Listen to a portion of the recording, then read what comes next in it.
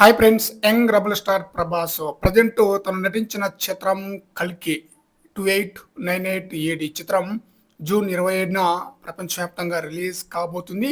అయితే రాజేసాబ్ యొక్క షూటింగ్ లో కూడా ప్రభాస్ అయితే పాల్గొంటున్నారు.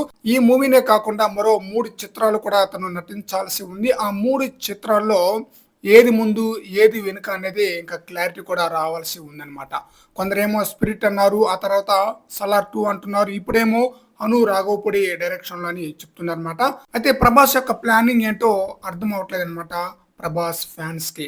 అయితే తాజాగా ఒక న్యూస్ అయితే సోషల్ మీడియాలో హల్చల్ చేస్తూ ఉందన్నమాట. సలార్ 2 మూవీ యొక్క షూటింగ్ అతి త్వరలోనే ప్రారంభం కాబోతుందట.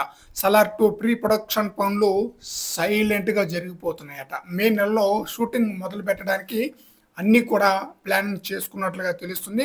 10 రోజుల పాటు షెడ్యూల్ అయితే ఉంటుందట. అందుకోసం ప్రభాస్ తో పాటు పృథ్వీరాజ్, సుకుమారన్ డేట్లను కూడా లాక్ చేశారట. ప్రశాంత్ నీల్ అయితే సలార్ 2ను లేట్ చేయకుండా త్వరగా షూటింగ్ చేసి రిలీజ్ చేయాలనే ఆలోచనలో ఉన్నట్లుగా తెలుస్తుంది.